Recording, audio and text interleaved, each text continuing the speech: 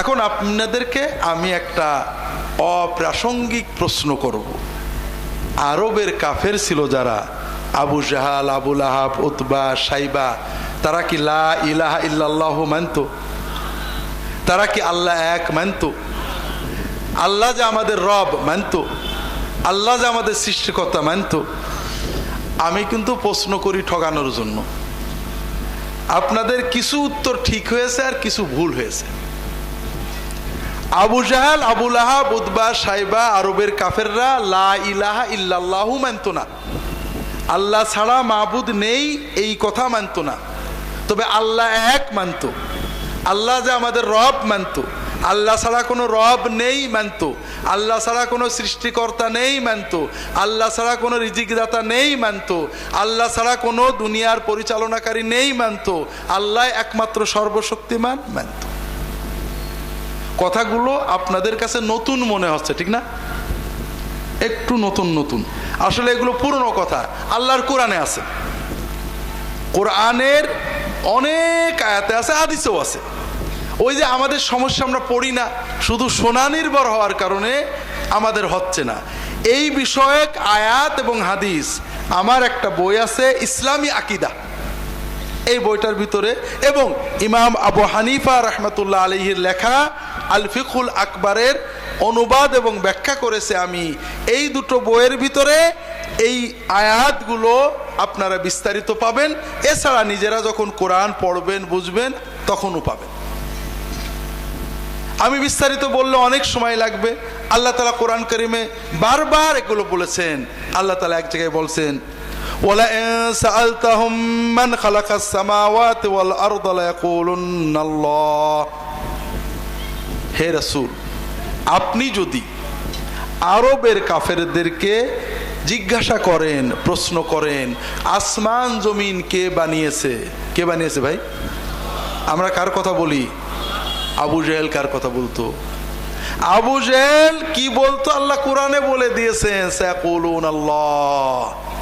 আরবের কাফেররা সবাই বিশ্বাস করত লা খালিকা ইল্লাল্লাহ, ইল্লাল্লাহ, ইল্লাল্লাহ, আল্লাহ ছাড়া কোনো সৃষ্টিকর্তা নেই। অন্য আয়াতে আল্লাহ তাআলা বলছেন, কুল মান রাব্বুস সামাওয়াতিস সাব'উ ওয়া রাব্বুল আরশিল আযীম। সাত আসমান এবং আরশে আজিমের রবকে। আবু জেহেল কার কথা বলতো? আল্লাহ কোরআনে বলছেন সায়াকুলুনা লিল্লাহ। আরবের সবাই বিশ্বাস করত লা রাব্বা ইল্লাল্লাহ, আল্লাহ ছাড়া কোনো রব্বুল আলামিন নেই। কুল মান বিয়াদিহি মালাকুতু কুল্লি শাইইন ওয়া হুয়া ইয়াজিরু ওয়া লা ইয়াজারু আলাইহি। সকল কিছুর ক্ষমতা, মালিকানা, সার্বভৌমত্ব কার হাতে? সর্বশক্তিমান কে? আবু জেহেল কার কথা বলতো? আল্লাহ কোরআনে বলে দিচ্ছেন, তারা সবাই বলবে সায়াকুলুনা লিল্লাহ।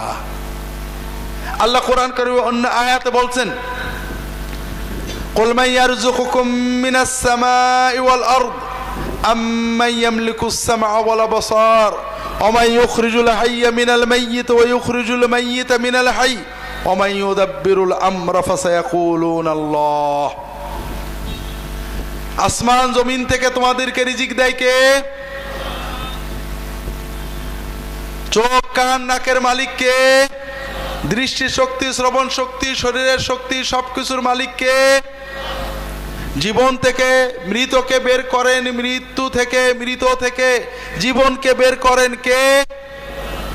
এই বিশ্ব পরিচালনা করেন কে? আবু জেহেল কার কথা বলতো? আল্লাহ। এভাবে কোরআন কারীমে অনেক অনেক অনেক অনেক জায়গায় আল্লাহ তাআলা আমাদেরকে জানিয়েছেন, আরবের কাফেররা আল্লাহ তাআলাকে একমাত্র খালেক, মালিক, রব্বুল আলামিন, তিনি ছাড়া কোনো সর্বশক্তিমান নেই বিশ্বাস করে। আমরা অনেকে মনে করি আবু জেহেল বোধহয় আল্লাহর শরীয়ত মানত না। মোটেও ঠিক না। আবু জেহেল, আরবের কাফেররা আল্লাহর দ্বীন মতোই চলতো। যা কিছু করত আল্লাহর শরীয়ত নাম দিয়েই করত, তার বাইরে না। আল্লাহর ইবাদত করত। আল্লাহ যে আমাদের মাবুদ, এটা আবু জেহেল সবাই বিশ্বাস করত। আবু জেহেল যে হাজী সাহেব ছিলেন জানেন না? আবু জাহাল, আলহাজ আবু জাহাল। আবু জেহেল হজ করতো। আমরা তো হজে যে কাবাঘরে যাইতে পারি না। আবু জেহেল কাবাঘরের পুরোহিত ছিল। সে কাবাঘরের গেলাপ ধরে আল্লাহর কাছে কাঁদতো। কি বলে কাঁদতো? আল্লাহুম্মা। আমরা আল্লাহকে কি বলে ডাকি? আল্লাহুম্মা বলি না? আবু জেহেল কি বলে ডাকতো? আল্লাহুম্মা বলে ডাকতো। আল্লাহুম্মা আল্লাহুম্মা ইন কানা হাযা ওয়াল হাক্কু মিন ইনদিকা। আল্লাহ কোরআন কারিমে বলেছে। এখন প্রশ্ন হলো যে তারা আল্লাহ তাআলাকে এক মানলো, একমাত্র সৃষ্টিকর্তা, খালেক মালেক রাব্বুল আলামিন বলে বিশ্বাস করলো, আল্লাহর ইবাদত করলো, কিন্তু আল্লাহ ছাড়া কোনো মাবুদ নেই এইটা মানলো না কেন? এটা একটা প্রশ্ন কি আপনাদের মনে আসছে? মনে কি প্রশ্ন আসে? উত্তর কি আমি দেব না আপনারা দেবেন? আমি একটা গল্প বলি। আমি আবার ওয়াজে গল্প বলতে পারি না, এই জন্য লোকে ওয়াজ শোনে না। একটা গল্প মাঝে মনে পড়লো, একটু বলি। অনেকক্ষণ তো সিরিয়াস কথা হয়েছে, একটা গল্প বলি। নাসিরউদ্দিন হোজা, আমাদের দেশে যেমন গোপাল ভাঁড়, আরব দেশে এরকম ভাঁড়ের একজনের নাম ছিল নাসিরউদ্দিন হোজা। রাজার দরবারে থাকে, মন্ত্রী মিনিস্টার সবাইকে অনেক পিন মারে, খুসা মারে, ঠকায়। তো সব মন্ত্রী মিনিস্টার, রাজার সভাসদরা প্ল্যান করলো নাসিরউদ্দিনকে একবার ঠকাইতে হবে। সবাই জানে নাসিরউদ্দিন দরবারি আলাপে খুব জোরালো, কিন্তু বক্তৃতা দিতে গেলে কাবু, বক্তৃতা দিতে পারে না। তো রাজাকে বললো যে রাজামশাই, নাসিরউদ্দিন তো আমাদের অনেক ভালো ভালো কথা বলে, জুমার নামাজটা একদিন নাসিরউদ্দিনের পড়াত বলেন। তো রাজা বলল যে নাসিরউদ্দিন, আগামী জুমার আপনি পড়াবেন। নাসির তো বুঝেছে এটা ষড়যন্ত্র, কারণ নাসির দাঁড়ায় যখন বক্তৃতা দেয় হাত পা কাঁপে। তাহলে ঠিক আছে, পড়াবো। তো মিম্বরে উঠেছে, উঠে হামছানা পড়ে বলছে, আইয়ুহান নাস আতাদরুনা মাযা আতাকাল্লামুল ইয়াওমা আন। উপস্থিত মুসল্লিবৃন্দ, আজকে আমি কি ওয়াজ করব আপনারা জানেন? ভিতরে কাঁপছে কিন্তু তাড়াতাড়ি করে। তো মুসল্লিরা বলছে, হুজুর আমরা কি করে জানবো? তখন বলছে, যে মসজিদের মুসল্লিরা ইমাম কি বলবে ধারণাই করতে পারে না, তাদের সামনে খুতবা দিয়ে লাভ নেই, একামত দেন। কথা বলেননি? এখন মন্ত্রীরা দেখলো যে নাসির তো একদিন বেঁচে গেল, বলে রাজামশাই আর একদিন একটু আমাদের সুযোগ দেন, নাসির কেমন জমা পড়ায় খুতবা দেয় দেখবো।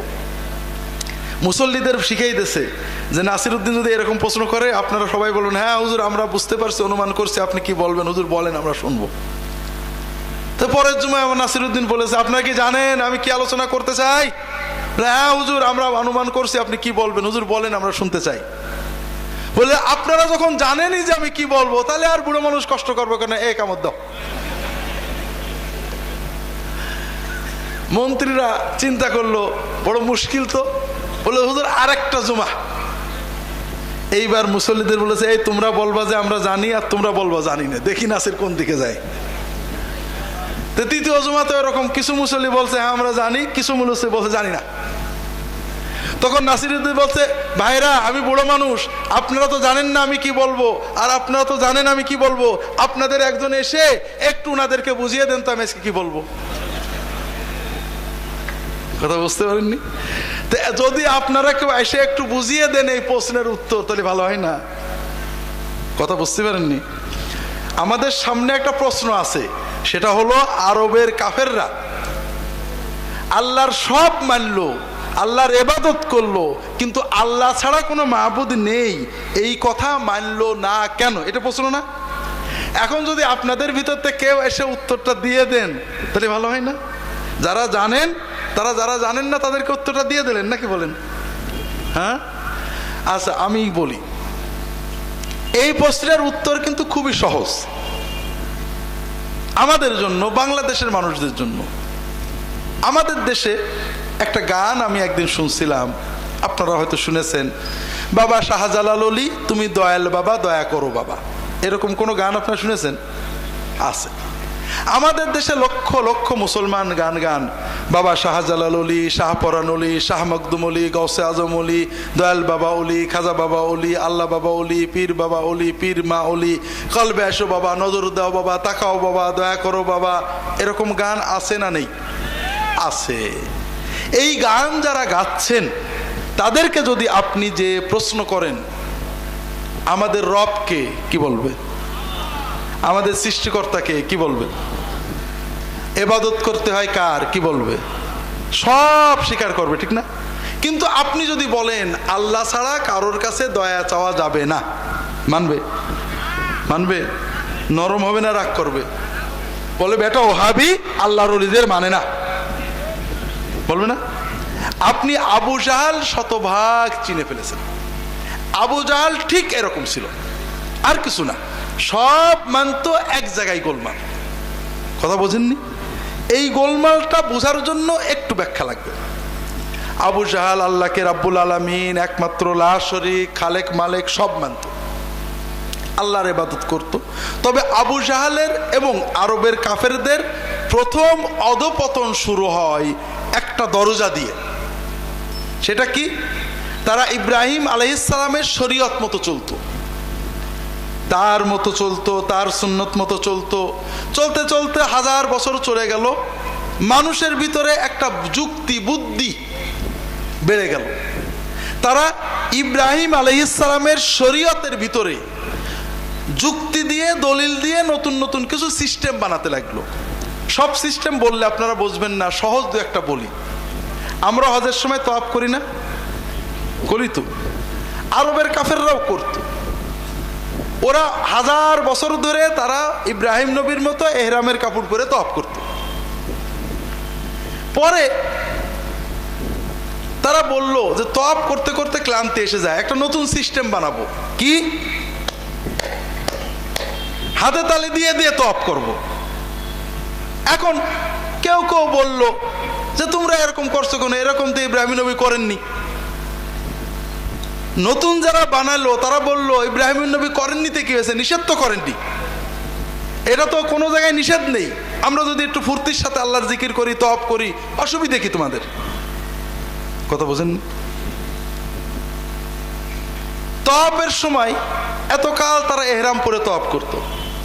এরপরে তারা একটা নতুন সমস্যায় পড়ে গেল যে আগের জামানার লোকরা ভালো ছিল, এখন আমরা অনেক হারাম উপার্জন করি, লুটপাট করি, অনেকে জুলুম অত্যাচার করি, আমাদের কাপড়গুলো হারাম টাকার।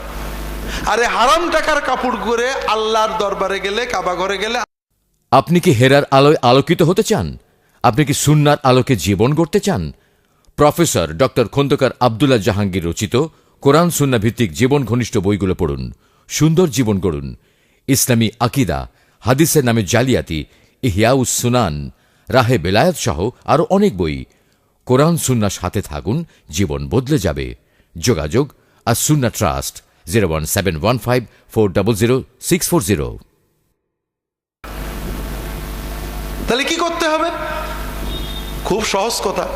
আল্লাহ আমাদেরকে যেভাবে দুনিয়ায় পাঠাইছেন আল্লাহর ঘরে সেইভাবে যেতে হবে। আল্লাহ আমাদের কিভাবে দুনিয়ায় পাঠাইছেন? ন্যাংটো হয়ে, কাজে আমাদের আল্লাহর ঘরে ন্যাংটো হয়ে যাইতে হবে। এখন লোকে বলে ভাই এটা তো কোনোদিন ইব্রাহিম নবী করেননি, তিনি তো এহরামের কাপড় পরে যেতেন। করেননি, শরিয়াতে নিষেধ আছে কোথায়? কোন জায়গায় ইব্রাহিম নবী বলেছেন যে ন্যাংটো হয়ে যাওয়া যাবে না? ইব্রাহিম নবীর কথা আলাদা, উনি তো আল্লাহর নবী ছিলেন, ওনার উপার্জন হালাল ছিল, উনি পরে গেছেন। আমরা এখন হারাম খেয়ে ফেলেছি, এখন যদি এই কাপড় পরে যাই হবে না। আল্লাহ আমাদের মালিক, আল্লাহ যেভাবে আমাদের পাঠাইছে ওইভাবে আল্লাহর কাছে যেতে হবে। কথা বোঝেন? তাহলে আরো আছে, আরোগুলো বলছি না। অনেক সুন্দর সুন্দর দলিল দিয়ে, যুক্তি দিয়ে তারা এমন কিছু কাজ বানালো যেগুলো ইব্রাহিম আলাইহিস সালাম করেননি, তার তরিকার ভিতরে ছিল না। এইগুলোকে আমাদের ইসলামী পরিভাষায় কি বলে? কি বলে ভাই? বেদাত বলে। এই বেদাত বানানোর মাধ্যমে তারা একটা দরজা খুলে ফেললো। অর্থাৎ ইব্রাহিম নবীর হুবহু মানার দরকার নেই, ওনারটা মানো, পাশাপাশি আরো যদি কিছু বানাই নাও দোষ নেই। বেদাত হলো একটা দরজা। এই দরজা যখন আপনি খুলবেন সামনে একটা বিরাট গর্ত থাকে, সেই গর্তটার নাম হলো শিরক। গর্তটার নাম কি? বিদআতের দরজা খুললে শিরকে যেতেই হবে, উপায় নেই, ওর আর কোনো পথ নেই। যেমন ঘড়ির ঘূর্ণি, ঘূর্ণি বোঝেন না, ঘুড়ি বলি না আমরা, আমাদের দেশে বলে ঘূর্ণি। ঘূর্ণি যখন সুতো বাঁধা থাকে, মালিক টানলে ফিরে আসে, যখন সুতো কেটে দেয় ও হারাবেই হারাবে, আর পাওয়া যাবে না। তে নবীর তরিকা হলো ইমানদারের গলার সুতো, যেখানেই যান নবীর সাথে বাঁধা থাকবে। যখন আপনি কেটে দিলেন, যুক্তি তর্ক দলিল দিয়ে নবীর তরিকার বাইরে বানাতে লাগলেন, তখন আপনি কোথায় যাবেন আপনিও জানেন না, কেউই জানে না। কথা বুঝতে পেরেছেন? এই যুক্তি দিয়ে তারা কি করলো, এই বেদাত দিয়ে তারা কিভাবে শিরকে গেল একটু বলে দিচ্ছি, এরপরে শিরকের দলিলগুলো বলবো, আর আমরা কি করে বাঁচতে পারি সেটা আলোচনা করার চেষ্টা করব। আল্লাহ তাআলা তৌফিক দান করুন, আমিন। ভাইরা, তারা কাবাঘরকে খুব মহব্বত করত। এটা ভালো না খারাপ? ভালো। তারা যখন মক্কা শরীফ থেকে যাইতে চাইতো না, কিন্তু ব্যবসার জন্য রেহলাতা শীতায় ওয়াসাইফ, শীতকালে তারা এমানে যেত, গরমকালে তারা সিরিয়ায় যেত ব্যবসার জন্য। তো এই ব্যবসার জন্য যখন যেত, কাবা ঘরের একটা পাথরের টুকরো সাথে রাখতো, প্রত্যেকে যে যেত একটা পাথরের টুকরো নিয়ে যেত। কেউ কিছু বললে বলতো যে বেটা বেয়াদব, আমি কি অন্য জিনিস নিচ্ছি, আল্লাহর ঘরের পাথর মহব্বতের সাথে রাখছি। ভালো কথা, যুক্তি। এরপরে কিছুদিন পরে দেখা গেল কেউ কেউ সেই ইয়ামানে বসে, সিরিয়ায় বসে, পথে থাকতে যখন আল্লাহর কথা মনে হয়, কাবাঘরের কথা মনে হয়, ওই পাথরটা রেখে চারিপাশে তওয়াফ করে। কথা বুঝতে পারছেন না? কেউ কিছু বললে বলে বেটা বেয়াদব, আল্লাহর ঘর মানিস রে, আমি কি অন্য কিছু তওয়াফ করছি, তা আল্লাহর ঘরের পাথর। যুক্তিতে আর কিছু বলার নেই। আল্লাহর ঘরের মহব্বতের দলিল, আল্লাহর ঘরের দলিল, কাবা ঘরের ইজ্জতের দলিল, আর তো দলিল লাগে না। এরপরে তারা দেখলো যে ইয়ামানে এবং সিরিয়ায় আল্লাহর বড় বড় নবী এবং অলিদের মূর্তি আছে। যেমন ঈসা নবী, ইব্রাহিম নবী, ইসমাইল নবী, মুসা নবী। এরপরে আল্লাহর অলি ছিলেন বড় বড় বুজুর্গ, ইয়াগুস, ইয়াউক, সুয়া, নাস, এদের সব মূর্তিগুলো ইয়ামানে সিরিয়ায় বিভিন্ন জায়গায় আছে। তারা বলল যে আল্লাহর নবী, আল্লাহর অলিরা আল্লাহর ঘরে থাকবে না থেকে এই সব জায়গায় থাকবে নাকি? এখন কেউ বলে যদি যে না, আল্লাহর ঘরে এইসব ঢুকায় না, কেন? ইব্রাহিম নবী ঢুকায়নি, নিষেধ তো করিনি। ইব্রাহিম নবীর ধর্মে মূর্তি ইবাদত করা নিষেধ, কাবা ঘরে মূর্তি রাখা তো নিষেধ না, আমরা রাখবো, সমস্যা কি? এই আল্লাহর নবী অলিদের দেখলে আমাদের মহব্বত হবে, আল্লাহর কথা মনে হবে, একটু বরকত পাবো, সমস্যা কি? আস্তে আস্তে আস্তে আস্তে কাবা ঘরে নবীদের অলিদের মূর্তিগুলো আসা শুরু হয়ে গেল। এরপরে যা হলো তা তো আপনারা জানেন। কথা বুঝতে পেরেছেন আপনারা? তাহলে প্রথম দরজা যেটা খুললো সেটা হলো নবীর অনুসরণের বাইরে নতুন জিনিস বানানো।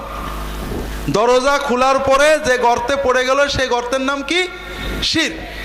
এই শিরকের আবার ওদের দলিল ছিল, সুন্দর সুন্দর দলিল ছিল। সেই দলিলটা আপনারা স্বীকার করবেন। সেটা হলো আমরা আল্লাহর ইবাদত করব, আল্লাহর জন্য উমরা করব, সব করব, কিন্তু আমরা গুনাহগার। আল্লাহ অনেক বড়, রাজাধিরাজ, মালিকুল মুলুক। আমাদের মতো গুনাহগাররা আল্লাহর কাছে গেলে আল্লাহ শুনবে না। সারা জীবন আল্লাহ ডাকলাম না, এখন বিপদে পড়ে আল্লাহ ডাকলে আল্লাহ শোনে। কি করতে হবে? আল্লাহর যারা মাহবুব বান্দা, আল্লাহর নবী ইব্রাহিম, ইসমাইল, মুসা, ঈসা, আল্লাহর ফেরেশতা জিবরাইল, মিকাইল, আজরাইল, ইসরাফিল, আল্লাহর ওলি ইয়াগুস, ইয়াউক, সুয়া, নাস, লাত, মানাত, উজ্জা, হবল, আল্লাহর যারা প্রিয় মাহবুব বান্দা, এদের কাছে যে আমাদের ধন্না দিতে হবে। এরা হলো আল্লাহর প্রিয়। একজন রাজা বাদশার কাছে গেলে যেমন তার কোনো ভালো চাকর, মন্ত্রী, এদের মাধ্যমে গেলে রাজা তাড়াতাড়ি শোনে, আল্লাহ তো রাজাধিরাজ, মালিকুল মুলুক, আল্লাহর কাছে যখন যাব, আল্লাহর এই সকল ফেরেশতা, নবী, অলি, এদের কাছে যাব, এদের কাছে ধর্ণা দেব, এদের মাধ্যমে আল্লাহর কাছে যখন দাবিটা পেশ করব, আল্লাহ তাড়াতাড়ি করে দেব। এই যুক্তিতে তারা আল্লাহর এই সকল নবী, অলি, ফেরেশতা, এদের মাজারে যেত, মূর্তি বানায় রাখতো, মূর্তিও নেই, মাজারও নেই। মূর্তি বা মাজার এখানে মাকসুদ না, মাকসুদ হলো হুজুরের ধ্যান। একটা গাছ তলা একটা পাথর বসিয়ে দরগা বানিয়ে হুজুরের দিকে কাল্পটাকে মোতাবাজ্জা করে বাবা ইব্রাহিম, বাবা ইসমাইল, বাবা জিব্রাইল, বাবা ইয়াগুস, ইয়াগুস ওয়ানাস, মালাত, মাউজ্জা, অমুক শোনো বাবা, দেখো বাবা, ওখানে দুধ ঢেলে দিত, ওখানে মুরগি ছেড়ে দিত, ওখানে উট জবাই করে দিত আর ওদের ডাকতো। তারা বিশ্বাস করতো যে আমরা যেখান থেকেই ডাকি আল্লাহ, নবী, ওলি, ফেরেশতারা তারা তো মরে না, তারা আমাদের ডাক শুনবে এবং তারা আল্লাহর কাছ থেকে আমাদের যা হাজত প্রয়োজন আছে সব মিটিয়ে দেবে। যুক্তিটা কি বুঝতে পেরেছেন? এই যুক্তিতে তারা আল্লাহর ইবাদতের পাশাপাশি বিপদে আপদে, বিশেষ করে দুনিয়ার প্রয়োজনে আল্লাহর তাড়াতাড়ি নেক নজর পাওয়ার জন্য মধ্যস্থ মাধ্যম হিসেবে আল্লাহর নবী, ওলি, ফেরেশতাদের ইবাদত করত। মুহাম্মদ রাসূলুল্লাহ সাল্লাল্লাহু আলাইহি ওয়াসাল্লাম এসে কি বললেন? তিনি বললেন যে দেখো, ইয়াগুস, ইয়াউক, সুয়া, নাসির, জিব্রাইল, মিকাইল, আজরাইল, ইসরাফিল, ইব্রাহিম, ইসমাইল, মুসা, ঈসা আলাইহিমুস সালাম, আল্লাহর নবী, ওলি, আল্লাহর ফেরেশতা, তাদের মহব্বত করতে হবে, তাদের জন্য আল্লাহর কাছে দোয়া করতে হবে, আলাইহিমুস সালাম, রাহিমাহুমুল্লাহ ইত্যাদি বলতে হবে। তবে চাইতে হবে একমাত্র কার কাছে? ডাকতে হবে একমাত্র কাকে? ইয়াকা না'বুদু ওয়া ইয়াকা নাস্তাঈন। বাস, আবু জেহেল গেল রেগে, এত বড় বেয়াদব! আমরা এতকাল ধরে আল্লাহর মাহবুব বান্দাদের মাধ্যমে আল্লাহর কাছে সব পেয়েছি, আর ও নাকি বলে মাহবুব বান্দাদের সাথে বেয়াদবি করতে হবে, তাদের ভক্তি করা যাবে না, ধর আর মার। কথা বোঝেননি? এই হলো আবু জাহেল এবং আরবের কাফেরদের সব মানার পরেও শেষ কথাটা না মারার কারণ। এখন আমার প্রশ্ন হলো, আমরা বাংলাদেশের মানুষদের ভিতরে এই সমস্যা আছে না নেই? অল্প না বেশি? আমি একটু বিষয়টা বোঝার চেষ্টা করি আপনাদের সাথে শেয়ার করে। আমরা যদি চাই প্রধানমন্ত্রীর কাছে কোনো দরখাস্ত দেব, এই স্কুলের জন্য একটা অনুদান নেব, যদি স্কুলের হেডমাস্টার ডাইরেক্ট চলে যায়, প্রধানমন্ত্রীর কাছে যেতে পারবে? পারবে না। যদি এলাকার এমপি, মন্ত্রী মহোদয়কে নিয়ে যায় বা তার একটা রিকমেন্ড নিয়ে যায়, তাহলে পারবে। আমরা যদি চাই আল্লাহর কাছে কোনো আবদার পেশ করব, আল্লাহকে কিছু বলবো, আমরা কি ডাইরেক্ট পারবো? কেন? আল্লাহ কি প্রধানমন্ত্রীর চেয়েও ছোট নাকি?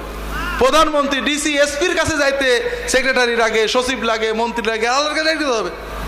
একটু ভালো করে বুঝে সুঝে কোন দুনিয়ার মানুষের কাছে আমরা লোক নিয়ে যাই, মধ্যস্থ মিডিয়া নিয়ে যাই কেন? দুটো কারণে। কয়টা কারণে? কয়টা কারণে ভাই? মনে রেখেন।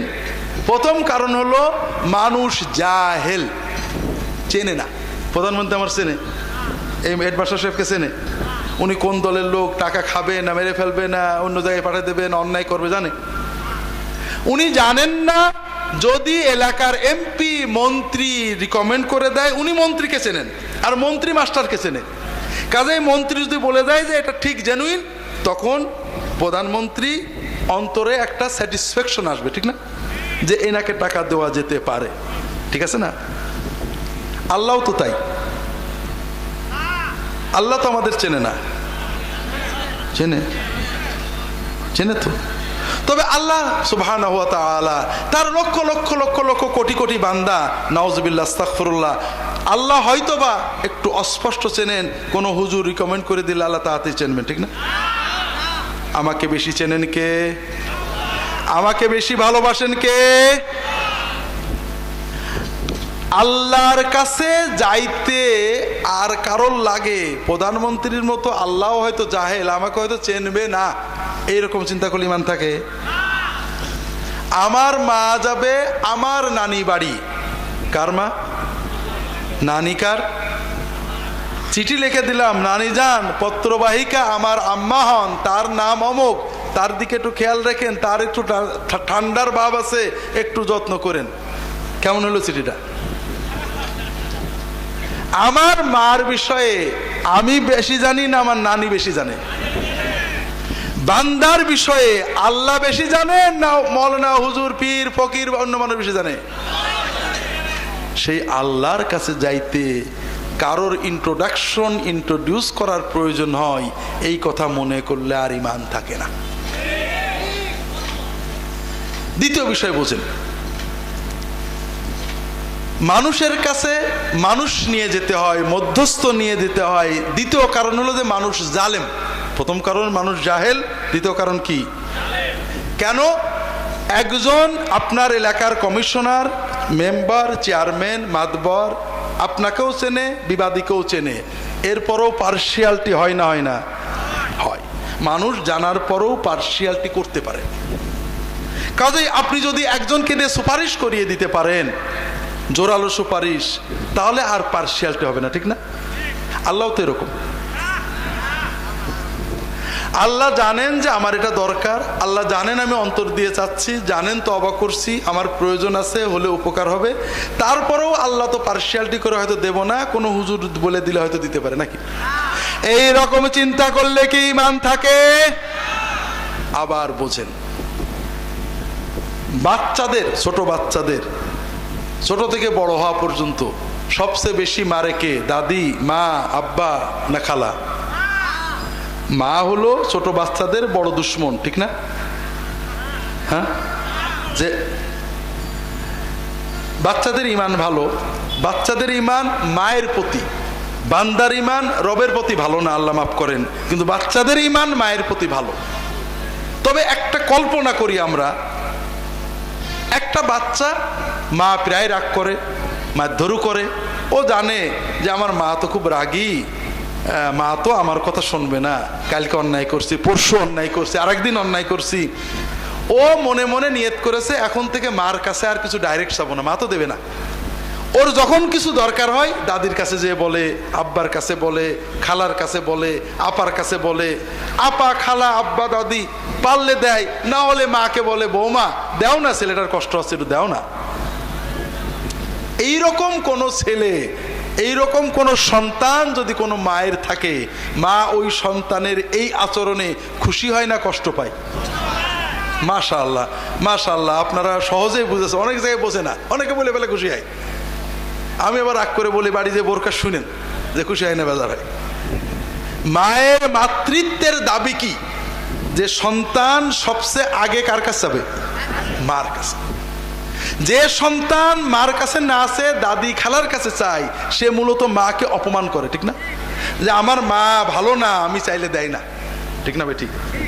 যে বান্দা তার মনের ব্যথা, বেদনা, কষ্ট, দুঃখ, চাওয়া পাওয়া সবচেয়ে আগে তার মালিক মাহবুদকে না বলে অন্য কারোর চিন্তা করে, ও তার মালিকের, মাহবুদের রুবুবিয়াত এবং উলুহিয়াতের অপমান করে। সে প্রমাণ করে যে আমার আল্লাহ বোধহয় ভালো না, আমি চাইলে দেয় না, লোক দিয়ে বলানো লাগে। ভাইরা, খুব কষ্টের কথা। মায়ের কাছে ছেলের চেয়ে যেমন, ছেলের কাছে মায়ের চেয়ে যেমন আপন হয় না, বান্দার কাছে আল্লাহ মায়ের চেয়ে কোটি গুণ প্রিয়। কাজেই আল্লাহর কাছে যাইতে চাইতে কোনো মাধ্যম লাগবে, এই চিন্তা হলো সকল শিরকের মূল। হ্যাঁ, শিখতে মাধ্যম লাগবে, বুঝতে মাধ্যম লাগবে, ট্রেনিং নিতে মাধ্যম লাগবে, কিন্তু আমার দোয়া কবুল হতে আমি ডাকবো আমার মালিককে, একজন না বলে দিলে আল্লাহ শুনবে না, এই চিন্তার পরে আর কোনো ঈমান থাকে না। কাজেই ভাইরা, এই শিরকের চেতনা অন্তর থেকে দূর করতে হবে। ওলি হবেন কার? সে আল্লাহর কাছে যাইতে হবে। কিভাবে আমি লম্বা বলতে পারবো না। যদি আপনাদের তৌফিক হয়, মনে চাই আমার রাহে বেলায়েত বইটা নেবেন, ইসলামী আকীদা নেবেন, এতে এগুলো আছে। যদি কিছু না পারেন, ওজিফা বইটা নিয়েন, ছোট ছোট সুন্দর সুন্নত ওজিফা আমলগুলো আছে। আমি এগুলো বিস্তারিত বললে আরো অনেক জরুরি কথা বলার নিয়ত করছিলাম, দূর হয়ে যাবে, বলতে পারবো না।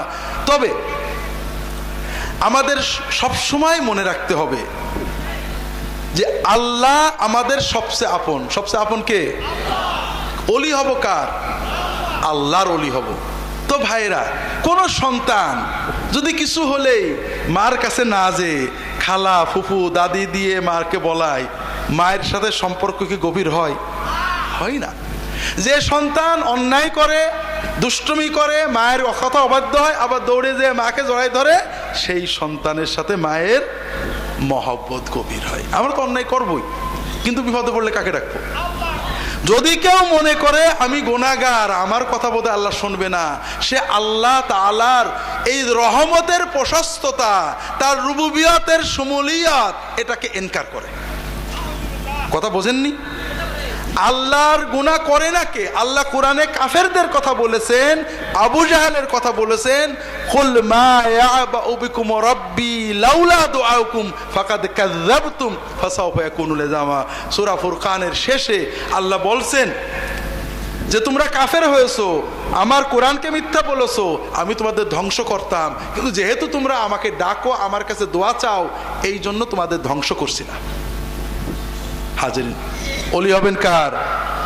মনে করেন আমার দুইজন মুরিদ, একজন মুরিদ আমার খুব ভক্তি করে, যখনই ওর কোনো ভালো হয়, ব্যবসায় লাভ হয়, টাকা পায়, উপকার হয়, ছেলেটা পাশ করে, যে কোনো উন্নতি বরকত পাইলেই সঙ্গে সঙ্গে বলে হুজুরের দোয়ায়, হুজুরের দোয়ায় আল্লাহ দেশে। যখনই ওর কোনো কষ্ট হয়, ক্ষতি হয়, বিপদে পড়ে, যে কোনো কষ্টে মনটা সঙ্গে সঙ্গে বলে হুজুর নির্দয় বদদোয়া করেছে। ওর মনটা কাকে নিয়ে ঘোরে? আমাকে নিয়ে ঘোরে। আর এক মুরিদ, সেও মুরিদ কিন্তু অত ভক্তিপ্রবণ না, সে জানে হুজুর আমাকে ভালো ভালো ওজিফা আমল শিখিয়েছে, আল্লাহ হুজুরের যাজায় খায়ের দিক, আল্লাহ হুজুরের ভালো করুক, কিন্তু ভালো মন্দের মালিককে সে বিশ্বাস করে আল্লাহর ইচ্ছার বাইরে কেউ কিছু দিতে পারে না। হুজুর এলেম শিখাবে, আমল শিখাবে, ব্যাস এটা তার কাজ। দেওয়া নেওয়ার মালিককে। তার যখনই কোনো ভালো হয়, মনটা অন্তর দিয়ে বলে আল্লাহ, আল্লাহ তোমার সব প্রশংসা, তুমি দেছো আল্লাহ। যখনই কোনো কষ্ট হয়, অসুবিধা হয়, বিপদ হয়, আল্লাহ, আল্লাহ আমি অন্যায় করেছি, মাফ করে দাও আল্লাহ, বিপদ তুমি বিপদ দাও, তুমিই কাটাও আল্লাহ। ওর মনটা কাকে নিয়ে ঘোরে? আল্লাহর ওলি কে হবে? আর আগের জন ও মুশরিক, ও আল্লাহর জায়গায় আমাকে বসিয়ে ফেলেছে। কথা বোঝেননি? হুজুর থাকবে হুজুরের জায়গায়, আল্লাহর জায়গায় আর কাউকে বসালে আর ঈমান থাকবে না। কথা কি বুঝতে পেরেছেন? তো ভাইরা, এটা আর বেশি বলবো না। ঈমানের দ্বিতীয় বাক্যটা কি যেন? মুহাম্মাদুর রাসূলুল্লাহ। লা ইলাহা ইল্লাল্লাহ মানে আল্লাহ ছাড়া কোনো মাবুদ নেই। আর মুহাম্মাদুর রাসূলুল্লাহর খোলাসা অর্থ হলো মুহাম্মদ সাল্লাল্লাহু আলাইহি সাল্লাম ছাড়া কোনো মুর্শিদ নেই। আমাদের মাবুদকে ইবাদত করব কার? এই যে নামাজ, রোজা, হজ, যাকাত, জিকির, ওজিফা, তাসবিহ, তাহলিল, তাসাউফ, তরিকা, আমল, আখলাক, জানাজা, সালাত, সিয়াম, কিয়াম যা আমরা করি না কেন, এগুলো কাকে খুশি করতে করি? এর সওয়াব কে দেবেন?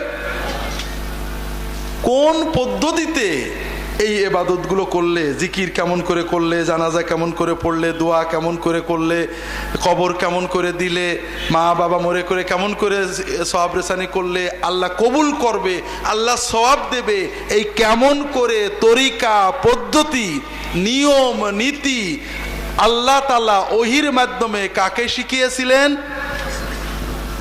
কথা বোঝেননি? তাহলে ইবাদতটা কার? ইবাদতের তরিকাটা কার? মাবুদ একমাত্র কে? মাবুদের ইবাদতের তরিকা শেখাবেন হাদি মুর্শিদ একমাত্র কে? মুহাম্মদ রাসূলুল্লাহ সাল্লাল্লাহু আলাইহি ওয়াসাল্লাম। আমরা যারা প্রথমটার ঈমান ঠিক আছে, শিরক মুক্ত হয়েছি, হয়তো তাদেরও অনেকের দ্বিতীয়টা নষ্ট হয়ে গেছে। আমরা দ্বীনের জন্য কাজ করি, কোনো বিষয়ে ঝগড়া বিতর্ক হলে বলি অমুক হুজুর করেছে, অমুক বলেছে, সে কি কিছু বোঝে না, অমুক কি কিছু জানে না, এইরকম কথা আছে না নেই? ভাইরা, এগুলো ঈমানের সাথে মেলে না। আলেম, ওলামা, পীর, মাশায়েখ, হুজুর, উস্তাদ সবার কাছে যাবেন, কিন্তু উদ্দেশ্য হুজুরের তরিকা না। কার তরিকা? মুহাম্মদ রাসূলুল্লাহ সাল্লাল্লাহু আলাইহি ওয়াসাল্লামের তরিকা। আপনি যাবেন, হুজুর আমি উম্মি মানুষ বুঝি না, মুহাম্মদ সাল্লাল্লাহু আলাইহি ওয়াসাল্লাম কিভাবে আল্লাহর ওলি হওয়ার পথ দিয়েছে, নামাজ, রোজা, জানাজা ইত্যাদি বলে দেন। যদি কোনো হুজুর বলে কেন নবীর তরিকা কেন, আমরা কিছু বুঝি না, সালাম দিয়ে চলে আসবেন। আর যিনি আপনাকে নবীর তরিকা বুঝিয়ে বলবেন, দলিল দিয়ে বলবেন, তার কথা শুনেন। কথা বুঝতে পারেননি? তো ভাইরা, সমাজে অনেক কথা আছে, প্রত্যেকেই দাবি করে এটা নবীর তরিকা। ঝগড়া করবেন না, উত্তেজিত হবেন না। আপনি যদি শোনেন যে আপনি যেটা করছেন নবীর তরিকা না, আপনি আলেমদের শুনবেন, আপনার হুজুরকে শুনবেন, পীর সাহেবকে শুনবেন, তাহকিক করবেন, গবেষণা করবেন, তবে আপনি কোনো গবেষণাও করবেন না, নবীর সুন্নত জানার পরে মানবেনও না, চেষ্টাও করবেন না, এটা ঈমানের সাথে সাংঘর্ষিক। কথা কি বুঝেছেন? নবীর তরিকা কেমন, সুন্নত কাকে বলে, সুন্নতের ব্যতিক্রম হলে কখন বেদাত হবে, এ ব্যাপারে আমি অনেক আগে একটা বই লিখছিলাম, বলতে গেলে প্রথম বই ইহইয়াউস সুনান।